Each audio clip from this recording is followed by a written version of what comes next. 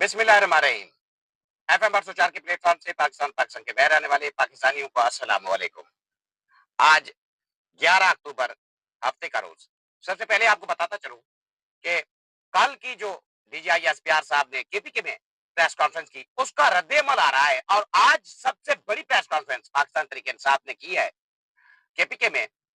ये क्या मामला है, मैं कोशिश करूंगा कि सलमान अकरम राजा और जुनैद अकबर के साथ हैं जो, वो आपको सुनवा सकूं। इसमें सोहेल आफरीदी भी मौजूद है। और दूसरी खबर के तरीके लब्बैक का काफिला जो है, ये गजा मिलियन मार्च, वो इस्लामाबाद की तरफ रवाना हुआ है। वो इस वक्त जो है काला शाह काकू से आगे निकल चुके हैं, लेकिन कितनी फसाइयत है, क्या किया जा रहा है, इस हवाले से आगे चलकर आपको डिटेल फराहम करता हूं। और तीसरे नंबर पर के खान साहब ने अलीमा खान ने कहा है कि खान साहब जो फैसला कर लेते हैं वो डर जाते हैं। तो इस हवाले से आज वो कहां पर जी, मैं कोशिश करूंगा आगे चलकर आपको डिटेल फराहम करूं। और इस वक्त जो पाकिस्तान में जो सूरत हाल है, खासकर मुस्लिम लीग नून जिनको तकलीफ है, जो सोहेल अफरीदी साहब का इमरान खान ने ऐलान किया है केपीके में वजीर आला के तौर पर, तो कितनी परेशानी है पाकिस्तान मुस्लिम लीग नून के सीनियर रहनुमा परवेज रशीद की मैं कोशिश करूंगा कि गुफ्तगू आपको सुनवा सकूं। और खान साहब ने ये जो इल्जाम लग रहा है पाकिस्तान तहरीक इंसाफ पर के ये जो दहशतगर्द हैं, इनको पाकिस्तान तहरीक इंसाफ लेकर आई। 2022 में इमरान खान का एक पैगाम है, बयान है, तहरीर है, मैं कोशिश करूंगा कि वो जल्दी से आपको पढ़कर सुना सकूं। मेरी आपसे रिक्वेस्ट है कि आपने मेरे साथ जुड़ा रहना है और मेरे चैनल को लाइक और सब्सक्राइब करना है। सबसे पहले आपका वक्त बिल्कुल नहीं जाया करूंगा क्योंकि दूसरा दिन है, तो मैं सफर में हूं, टाइम बिल्कुल लग नहीं रहा।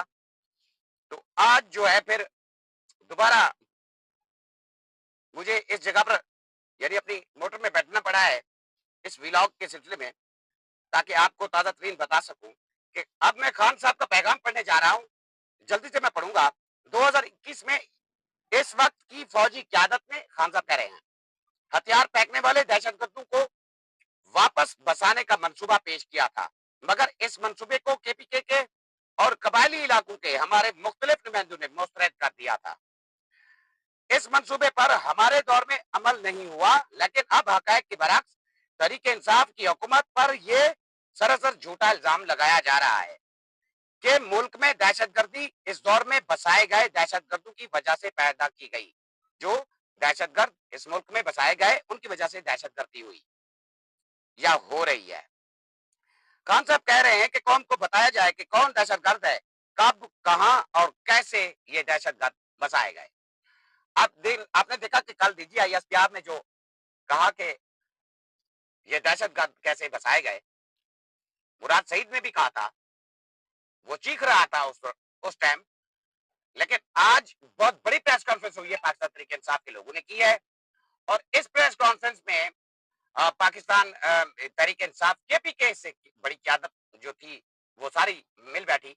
सोहेल अफरीदी साहब भी थे, असद कैसर साहब भी थे, जुनैद अकबर साहब भी थे, सलमान अकरम राजा साहब भी थे। तो मैं कोशिश करता हूं कि पहले आपको सलमान अकरम राजा का ये शॉट दिखा सकूं।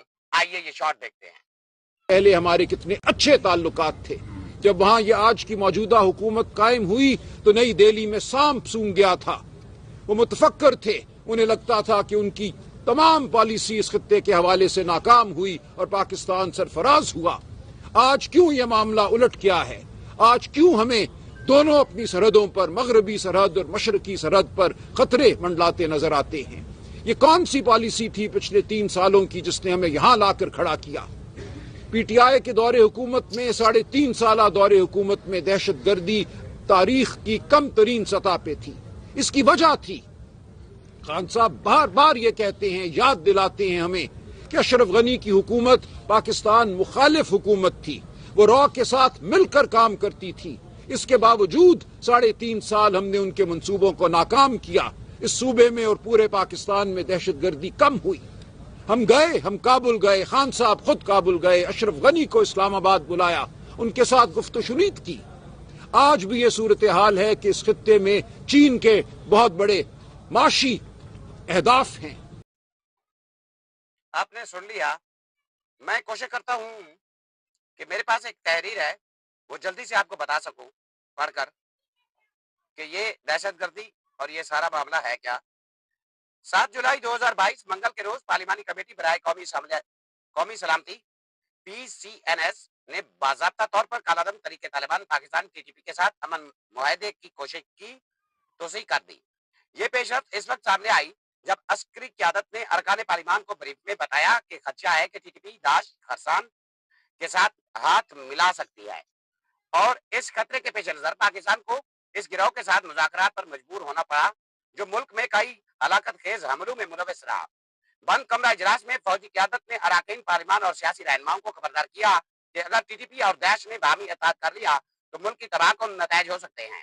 Army chief general Qamar Bajwa نے DGISCI lieutenant general Nadeem Anjum اور Peshawar corps commander lieutenant general Faiz Hameed نے TTP کے ساتھ مذاکرات کے بارے میں تفصیلی بریفنگ دی۔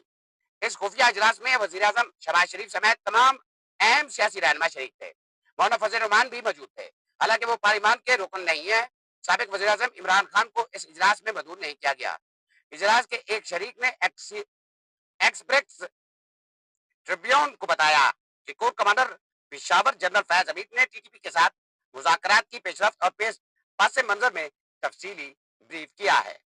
یہ ساری آپ دیکھیں، اور اس پریس کانفرنس جو آج KPK میں ہوئی ہے، PTI کے یہ لوگوں نے کیا ہے، ان میں جنید اکبر نے جو ہے وہ کیا کہا ہے؟ سے نہ میرے پاس روزگار ہے، نہ میرے پاس امن ہے۔ اب آپ مجھ سے میرا ووٹ کا حق چھینیں گے تو اس کا رزلٹ کیا ہوگا؟ میرے پاس ہے کیا؟ میں ہر حد تک جاؤں گا۔ یہ کوئی غلط فہمی میں نہ رہے، میں کوئی دھمکی نہیں دے رہا ہوں، میں آپ کو خبردار کر رہا ہوں کہ یہ آسان نہیں ہوگا۔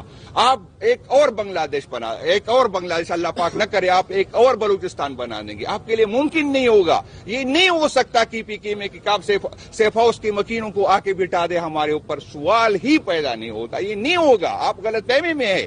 آپ کبھی کہتے ہیں کہ ہمارے پاس ایفیڈیوٹ ہے، میں چیلنج کرتا ہوں کہ 92 میں ایک بندہ ٹوٹ کے دکھائے، چیلنج کرتا ہوں آپ کو، ایک بندہ بھی آپ نہیں کر سکتے۔ انشاءاللہ تعالی جس نے عمران خان صاحب کے نام پہ ووٹ لیا وہ عمران خان صاحب کو ووٹ دے گا، اور میں خبردار کر دوں اگر کسی نے غلطی سے عمران خان کے ساتھ بے وفائی کی، میں آپ کو گواہ بناتا ہوں کہ وہ اپنے گھر سے نہیں نکل سکے گا۔ KPK کی زمین اس پہ تنگ کر دیں گے۔ یہ کوئی غلط فہمی میں نہ رہے کہ کوئی اس طرح کا سوچے گا، اس پہ کوئی ہماری جو ہے بات نہیں ہے۔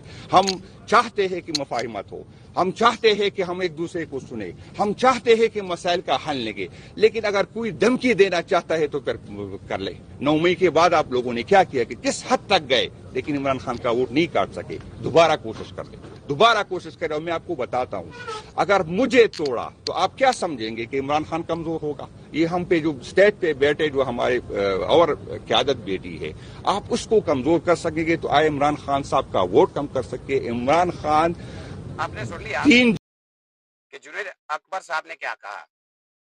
پاکستان تحریک انصاف KPK کے CM کا عمران خان نے جیسے اعلان کیا ہے تو بڑے بڑوں کی نیندیں اڑ گئی ہیں۔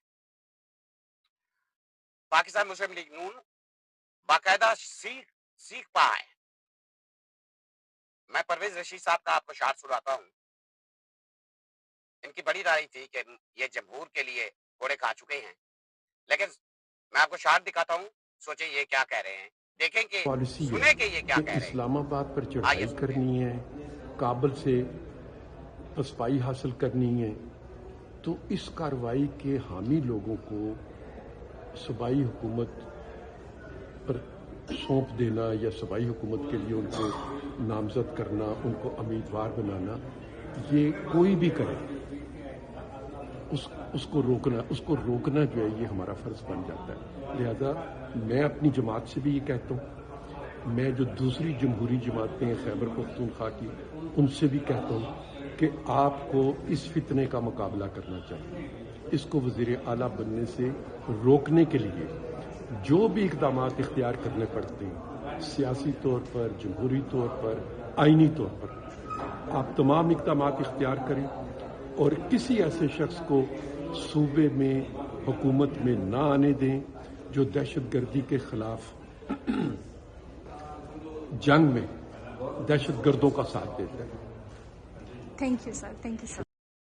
ہر ممکن طریقے سے سہیل افریدی کا راستہ روکنے کی کوشش کی جا رہی ہے۔ حتیٰ کہ خبریں ہیں کہ اب جو وہ ادارے ہیں انہوں نے بھی رابطہ کیا ہے, سہیل افریدی نے انکار کر دیا ہے. پاکستان تحریک انصاف بالکل بالکل الرٹ نوٹ میں ہے, کسی بھی وقت یعنی کال چل سکتی ہے. اب قبائلی ماہدین ہیں جو وہ مکمل کھل کر سامنے آ گئے ہیں, سہیل افریدی کے ساتھ کھڑے ہو گئے ہیں. یہ پولیٹیکل فیصلہ ہے, لیڈرشپ کا فیصلہ ہے, اور باری تحریک انصاف کر بیٹھے ہیں تو پاکستان تحریک انصاف ان کو سرپرائز دے گی, یہی سوچا جا رہا ہے. اور دوسری طرف ہر طرح کا پروپیگنڈا کیا جا رہا ہے, ہر کوشش کی جا رہی ہے, ہر راستہ روکنے کی کوشش کی جا رہی ہے, گنتیاں جاری ہیں کہ کیسے سہیل افریدی کا راستہ روکا جائے. معاملات بڑے گمبھیر ہو رہے ہیں. آخر میں آپ کو بتاتا چلوں کہ علیمہ خانم آج ATC عدالت میں پہنچی ہوئی تھی. انہوں نے کہا کہ خان صاحب نے جو یعنی فیصلہ لیتے ہیں خان صاحب پھر وہ ڈر جاتے ہیں, بالکل اپنے فیصلے سے پیچھے نہیں ہٹتے, اور اس کی نشانی یہی ہے کہ منتے ترلے ہوتے رہے خان صاحب کے 2 دن کے لیے 3 دن کے لیے, لیکن خان صاحب نے کہا کہ یہی سہیل افریدی ہی بنے گی. اب طریقے لبیک کی طرف آپ کو لے چلتا ہوں, جو خبر ہے میرے پاس کہ طریقے لبیک پاکستان کا قافلہ جو ہے وہ اسلام آباد کی طرف رواں دواں ہے, لیکن بڑی فستائیت اور ان پر شیلنگ کی جا رہی ہے. بڑی تعداد میں لوگ شہید اور زخمی ہو چکے ہیں, حتیٰ کہ کارکنان کے ساتھ ساتھ جو لیڈرشپ ہے, خاص کر سعد رضی صاحب کی جو فیملی ہے, اس کو بھی اٹھا لیا گیا ہے. اور اب بہاولپور سے بھی خبر ہے کہ طریقے لبیک کے امیر سید احمد شاہ کا گھر کرینوں سے توڑ دیا گیا ہے. یہ ننگی فستائیت اب پاکستان میں جاری ہے. سوچنا پڑے گا کہ یہ کون لوگ ہیں جو یہ سب کچھ کر رہے ہیں,